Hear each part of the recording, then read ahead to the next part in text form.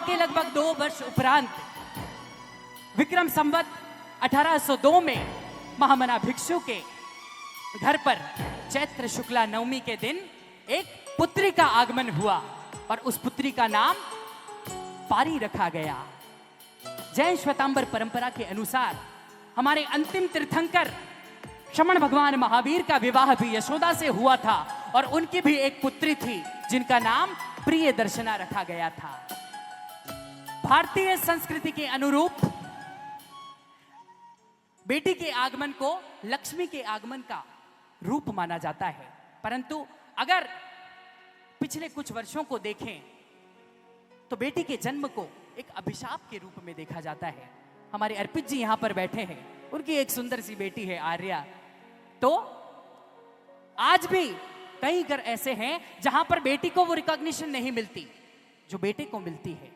परंतु जब हम आचार्य भिक्षु को देखते हैं तो उन्होंने पारी के बाद जीवन में किसी और संतान की चाह नहीं की थी।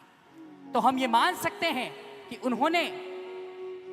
ये मान लिया था कि एक पुत्री भी उनके परिवार को आगे बढ़ा सकती है। उनके लिए पारी अपने आप में संपूर्ण थी और बहुत ही शीघ्र भीखण जी के मन में वैराग्य की भावना प्रबल होने लगी और सिर्फ उनके मन में नहीं, साथ में सुगणी बाई के मन में भी वैराग्य का जो भाव था वो और ज्यादा प्रस्फुटित होने लगा और दोनों जीवन साथी ने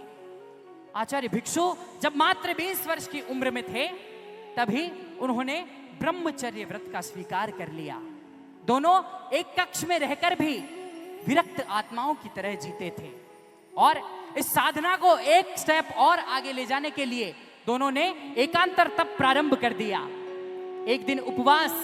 एक दिन आहार का वो क्रम दोनों ने प्रारंभ कर दिया और ज्यों ज्यों समय बीता 2 वर्ष इस संयम साधना के या मैं कह दूं इस ब्रह्मचर्य व्रत के और एकांतर तप के हुए थे और सुगुणी देवी के आयुष्य ने उनका साथ छोड़ दिया और महामना भिक्षु की उनके साथ जो दीक्षा लेने की भावना थी वो और अधिक नहीं टिक सकी।